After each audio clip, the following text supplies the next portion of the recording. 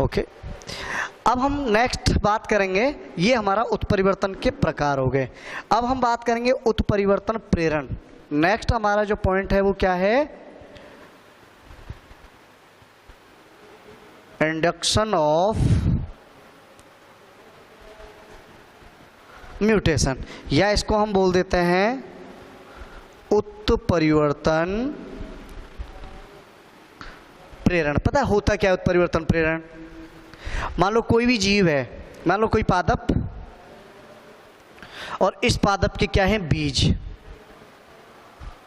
ठीक है, अब इस पादप के बीजों को हम क्या करेंगे कि किसी भी कारक, भौतिक कारक हो सकता है या कोई रासायनिक कारक हो सकता है। ठीक है, हमने क्या किया, इसको किसी भौतिक कारक या रासायनिक कारक से क्या कराया, उपचारित कराया। किसको? इस बीज को। ठीक है, अब उपचारित कराने पर इस बीज में क्या हो गया साहब, उत्परिवर्तन उत्पन्न हो गया। इसका मतलब हमने क्या किया कि इन भौतिक एवं रासायनिक कारकों की सहायता से उपचारित करके इस बीज में उत्परिवर्तन पैदा कर लिया, और इसी प्रोसेस को हम क्या बोल देते हैं, उत्परिवर्तन प्रेरण कहते हैं। ध्यान रखना। दूसरी बात देखो, उत्परिवर्तन प्रेरण के बाद ही एक वर्ड हमने काम में लिया था, क्या, भौतिक एवं रासायनिक कारक। आखिर होता क्या है ये कारक? तो देखो एक चीज याद रखना कि वे कारक कौन से, कि वे कारक जो क्या म्यूटेशन उत्पन्न करने में क्या होते हैं,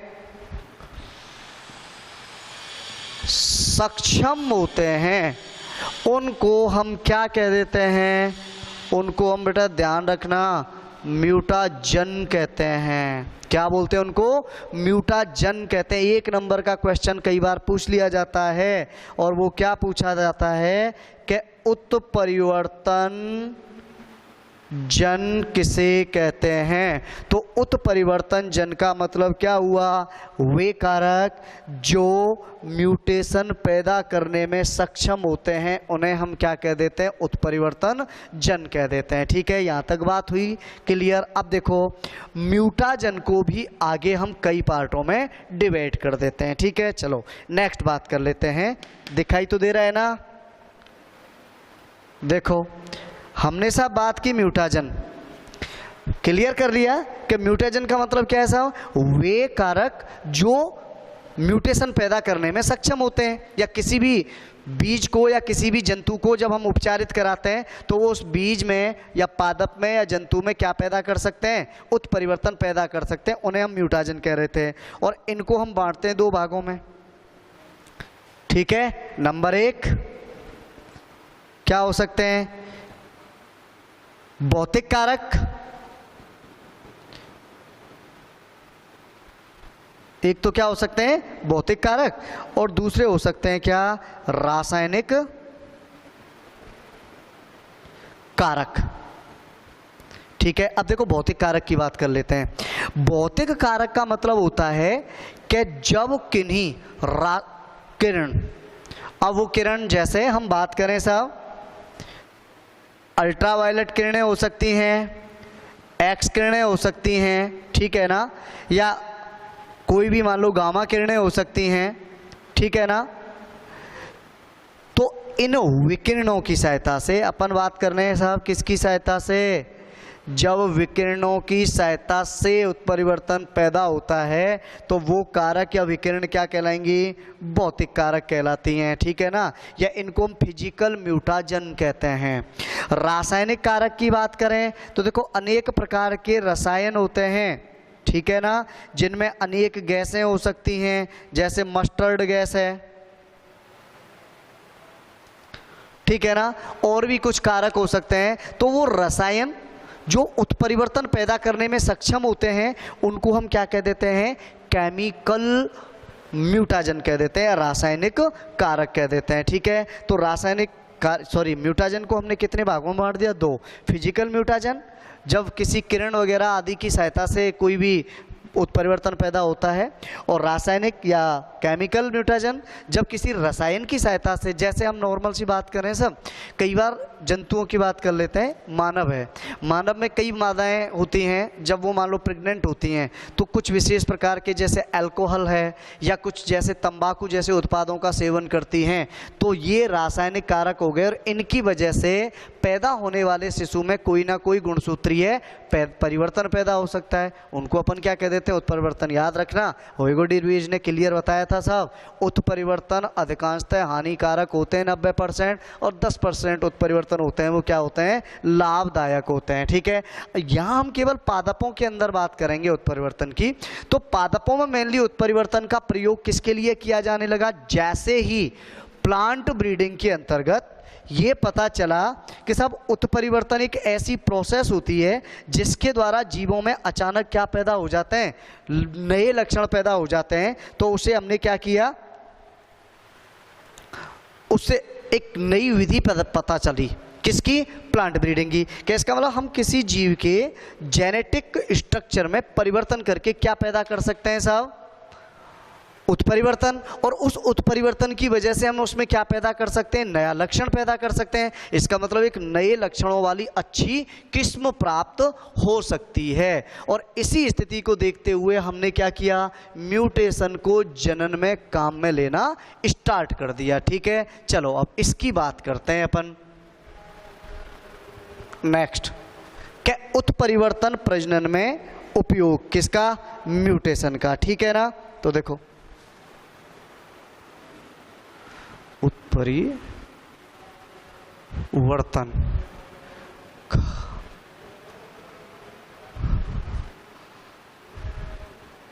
जनन में प्रयोग। ठीक है, क्या हुआ? सबसे पहले पता चला साहब किसका? कि जो एक्स किरण होती हैं, इन एक्स किरणों में किसकी कैपेसिटी होती है साहब? म्यूटेशन उत्पन्न करने की क्षमता होती है। अच्छा, एक चीज और याद रखना, क्या म्यूटेशन उत्पन्न करने की क्षमता क्या कहलाती है? म्यूटाजेनिक कैरेक्टर कहलाता है। ठीक है, या उत्परिवर्ती या उत्परिवर्तन जन लक्षण कहलाते हैं। तो पता चला कि साहब जो एक्स किरण होती है ना, उन एक्स किरणों में क्या होता है? उत्परिवर्तन पैदा करने की क्षमता होती है। ठीक है ना, ये अब देखो क्या हुआ कि इन एक्स किरणों में उत्परिवर्तन पैदा करने की क्षमता होती है। ये बात सबसे पहले किसने बताई साहब? यानी मिलर को पता चला है इसके बारे में। ठीक है ना, और 1927 की बात है। किसकी? 1927 की। जैसे ही मिलर को पता चला कि सब एक्स किरणें क्या पैदा कर सकती हैं? उत्परिवर्तन पैदा कर सकती हैं, तो उन्होंने इन एक्स किरणों का प्रयोग किया। किन पर? प्लांट्स पर। और उन प्लांट्स पर एक्स किरणों का प्रयोग करके उनमें क्या पैदा किए? म्यूटेशन। और इन म्यूटेशन से क्या पैदा हो रहा था साहब? नए लक्षण पैदा हो रहे थे। ठीक है, यानी उन्होंने, मिलर ने 1927 में एक्स किरणों का उपयोग पादपों में क्या उत्परिवर्तन पैदा करने के लिए किए, जिनके द्वारा क्या हो रहा था साहब? नए लक्षण पैदा हो रहे थे। ठीक है, अब इन नए लक्षणों के आधार पर यहाँ से ही फिर क्या हुआ?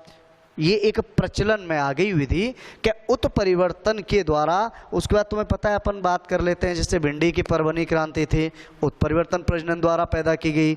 मूंग की चूर्णिल आश्ता रोग के प्रति प्रतिरोधी किस्म थी, वो भी क्या? उत्परिवर्तन प्रजनन द्वारा पैदा की गई। यानी अब पता चला कि सब इस उत्परिवर्तन जनन द्वारा हम क्या कर रहे थे कि अनेक रोग प्रतिरोधी किस्में, अनेक अपन क्या है अच्छी उत्पादकता वाली किस्में क्या करना स्टार्ट किया? पैदा करना स्टार्ट कर दिया था। ठीक है ना।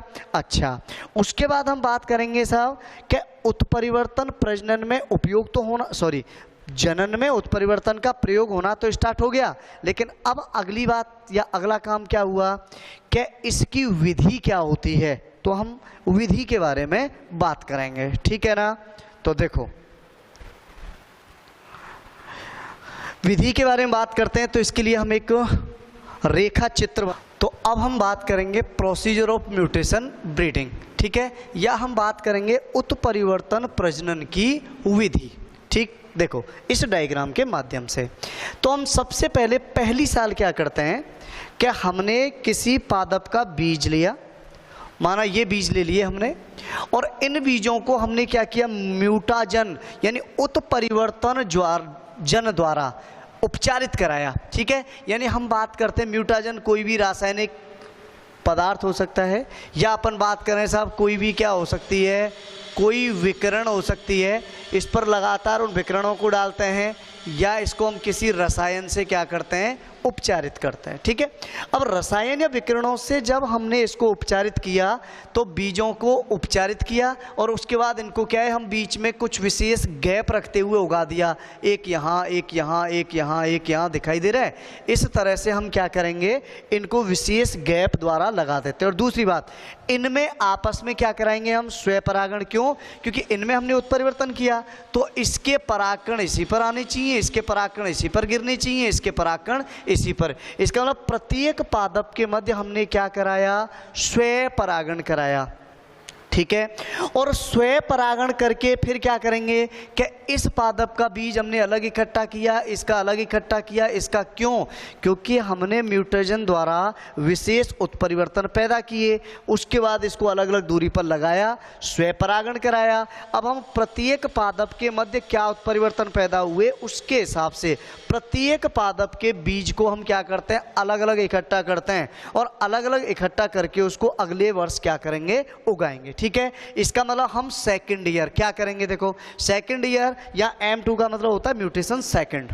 ठीक है, अब सुनिए, हमने क्या किया कि प्रथम वर्ष जिन बीजों का अलग अलग से बीज इकट्ठा किया था, अब हम इसमें क्या करेंगे कि एकल पादप संतति, यानी प्रत्येक पादप का एक बीज एक एक करके अलग अलग लगाते हैं। एक पादप का बीज अलग लगाया, दूसरे पादप का अलग लगाया, तीसरे का, और प्रत्येक पादप से जो हमने बीज अलग अलग कलेक्ट किया था उस प्रत्येक समूह से हम एक एक बीज वो भी क्या करते हैं, अलग अलग लगा देते हैं। हो गया। अब सुनो, जब हम उनको उगाते हैं, उगाने के बाद हमें पता होना चाहिए साहब कि उन नए उगने वाले पादपों में यदि हमें लगता है कि उसमें जो उत्परिवर्तन द्वारा लक्षण पैदा किए वो हैं या भविष्य में या उनमें पैदा हो सकते हैं, पूरी तरह से वो कैसे हों, उर्वर हों। और ओजपूर्ण का मतलब पता है क्या होता है कि किसी विधि द्वारा या संकरण द्वारा कैसे भी हमने कोई नए लक्षण पैदा किए हैं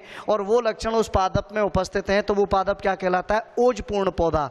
तो हमने उत्परिवर्तन कराया, उत्परिवर्तन करा के यदि इसमें वो लक्षण पैदा हैं तो वो क्या है, ऊर्जपूर्ण। इसका मतलब ऐसे पादपों को अलग कर लिया जाता है जिसमें उत्परिवर्तन पैदा हो गया या हो सकता है। ठीक है, इसका मतलब नए लक्षण विकसित हो गए या हो सकते हैं। दूसरा, कुछ पौधे ऐसे भी होते हैं कि वो क्या होंगे कि बंध्यता पैदा हो जाती है उनमें उत्परिवर्तन की वजह से, इसका मतलब वो आगे जनन नहीं कर सकते या उनमें कोई असामान्यता पैदा हो सकती है। इसका मतलब उन पौधों को हम क्या करेंगे, छांट कर अलग कर देते हैं। जैसे अब हमने ये पौधा अच्छा था, ये अच्छा था, ये अच्छा था, ये अच्छा था, लेकिन ये सही नहीं था, इसको अलग कर दिया, इसको अलग कर दिया, इसको। अब हम केवल इन पादपों के बीजों का क्या करेंगे, अलग अलग इकट्ठा कर लेते हैं। ठीक है, इस पादप से अलग कर लिया, इससे अलग कर लिया, इससे अलग कर लिया, इससे अलग कर लिया।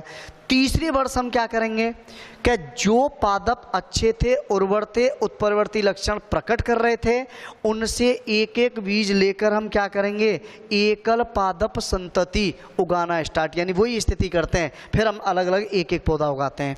अब उन एक एक पौधे को उगाने के बाद हम क्या करेंगे, उन पौधों में भी देखते हैं कि उनमें सबसे अच्छे लक्षण किस में विकसित हो रहे हैं जो हम चाहते हैं या हमने जिसके लिए उत्परिवर्तन कराया है। इसका मतलब जिन पादपों में लक्षण अच्छी तरह से प्रकट हो रहे हैं उनको हम क्या कह देते हैं, उत्तम संतति कह देते हैं। क्या बोलते हैं उनको, उत्तम संतति। इसका मतलब ये पौधे लक्षणों में क्या होंगे, श्रेष्ठ होंगे। ठीक है, नेक्स्ट आगे बात क्या करेंगे। अब हमने उत्तम लक्षणों वाले पौधों के बीजों को अलग कर लिया, इकट्ठा करने के बाद देखो चौथी साल M4 करते हैं। इसके लिए हमने क्या किया, वही स्थिति, एकल पादप संतति, यानी प्रत्येक उत्तम पौधे से एक बीज लिया, उसको लगा दिया, अलग अलग लगाया। दूसरी बात, अब हमने उत्तम क्या ली, संतति के पौधे लिए, उनसे अच्छे लक्षणों वाले बीजों को एक एक करके लगाया। उनमें से भी कुछ ऐसे हो सकते हैं कि पहली साल में तो उनमें लक्षण अच्छे दिख रहे थे, लेकिन अगली साल क्या हो गए साहब, उनमें लक्षण अच्छे नहीं दिख रहे थे। इसका मतलब ऐसे पौधे क्या हो गए, एक तरह से विसंयोजन प्रकट कर रहे थे, ठीक है। और विसंयोजन का मतलब क्या हुआ साहब, उन्होंने अगली पीढ़ी में अपने लक्षणों को चेंज कर लिया। जो लक्षण पिछली पीढ़ी में हमने पैदा किया, जिसके लिए हमने उत्परिवर्तन कराया, जो लक्षण हम चाह रहे थे वो इसमें पैदा नहीं हुए, इसका मतलब वो संतति कैसी हो गई, विसंयोजित। इसको हम अलग करके छांट देते हैं, छांट के अलग कर दिया। मान लो हमने देखा साहब इस पौधे के लक्षण डिफरेंट हो गए, इसके अलग हो गए, इसके अलग हो गए, इसका मतलब इनमें विसंयोजन प्रेरित हो गया। लेकिन समयुग्मजी संतति यानी कि जैसे लक्षण वो यहाँ प्रकट कर रहे थे उसी प्रकार के लक्षण उन्होंने यहाँ भी प्रकट किए, और वही लक्षण हम चाहते थे। इसका मतलब वो क्या है, समयुग्मज संततियाँ थीं, और इन बीजों को हम पुंजों में अलग अलग कर लेते हैं, ठीक है ना। प्रत्येक पादप, इस पौधे के बीजों का पुंज या ग्रुप अलग, इसका समूह अलग, इसका अलग और इसका अलग, और ये विसंयोजित हो गए, इसलिए इनको हमने छोड़ दिया, ठीक है। इसके अलावा हम जैसे जैसे अगली पीढ़ी में जा रहे हैं छटनी होती जा रही है सब अच्छे लक्षणों के आधार पर। अब आ जाओ 5वें वर्ष, हम क्या करेंगे। 5वें वर्ष हम ये करेंगे कि चौथे वर्ष में जिन उत्तम और श्रेष्ठ लक्षणों वाले या जिनमें उत्परिवर्तन द्वारा प्रेरित लक्षण पूरी तरह से प्रकट हो रहे थे उनका टेस्ट करते हैं।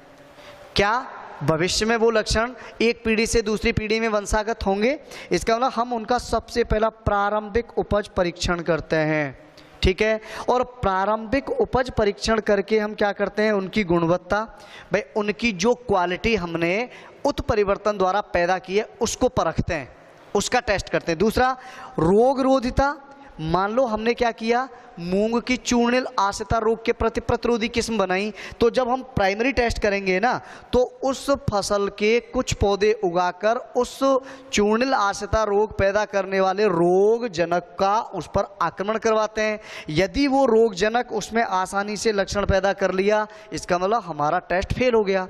लेकिन यदि उसने उस रोग जनक ने लक्षण पैदा नहीं किए, इसका मतलब हमारा टेस्ट क्या हो गया साहब, सफल हो गया, रोग रोधिता परीक्षण पैदा हो गई, ठीक है। अब देखो आगे 6वें वर्ष से 8वें वर्ष तक हम क्या करेंगे कि जो पौधे जिनकी गुणवत्ता के आधार पर भी सही थे, रोग रोधिता के आधार पर भी सही थे, अब तक उनको अलग अलग पुंजों में कर रहे थे, लेकिन अब हम उन बीजों को एकत्रित करके समन्वित उपज परीक्षण करते हैं कि उन पौधों के बीजों को हम यदि साथ उगाते हैं तो भी क्या वो उसी प्रकार के लक्षण प्रकट कर रहे होंगे या करेंगे। तो ऐसी स्थिति में हम क्या करते हैं, समन्वित उपज परीक्षण, यानी सारे पादपों के बीजों को साथ लेते हैं और उनको उगाते हैं। यदि उनमें आपस में क्या है, परपरागण, यानी एक पौधे के परागण दूसरे, तब भी उसके क्योंकि लक्षण में तो सेम ही थे, ठीक है। अच्छा, फिर हम उन पर वापस गुणवत्ता यानी पूरे ग्रुप में उगा दिया उनको, फिर उनकी गुणवत्ता का वापस टेस्ट किया, रोग रोधिता का परीक्षण हम फिर करते हैं। अब जब समन्वित उपज परीक्षण में भी उनकी क्वालिटी वही थी जो हम चाह रहे थे, उनकी रोग रोधी लक्षण भी उतने ही थे जो हम चाह रहे थे, तो ऐसी स्थिति में क्या हुआ कि इस मानक से हम उत्तम संतति की नई किस्म क्या कर लेते हैं, अलग कर लेते हैं। यानी इनमें से भी हम जो बहुत अच्छे लक्षण प्रकट कर रहे थे उनको एक किस्म के रूप में अलग कर लिया, अलग किया। उसके बाद उस किस्म के रूप में जो बीज हमने अलग किया ना, उनको वैज्ञानिक द्वारा विशेष तैयार किए गए फील्ड में क्या करेंगे, उनका गुणन करते हैं, मल्टीप्लिकेशन करते हैं, यानी उस बीज की मात्रा में हमने क्या किया, तो इसको एक बड़े भाग पर उगाते हैं और इसकी संख्या में हम क्या कर लेते हैं, वृद्धि कर लेते हैं। इसका मतलब अब हमारे पास विशेष लक्षण युक्त पर्याप्त मात्रा में बीज इकट्ठा हो गया, उसका कोई विशेष नाम देकर उसका क्या कर देते हैं भाई, डिस्ट्रीब्यूशन कर दिया जाता है, ठीक है। डिस्ट्रीब्यूशन मतलब उसको हम विशेष क्षेत्रों में वितरित कर देते हैं, ठीक है। तो ये क्या है, उत्परिवर्तन प्रजनन द्वारा एक नई किस्म पैदा करने का क्या है, पूरा प्रोसीजर है, ठीक है ना। तो ये सिचुएशन हो गई।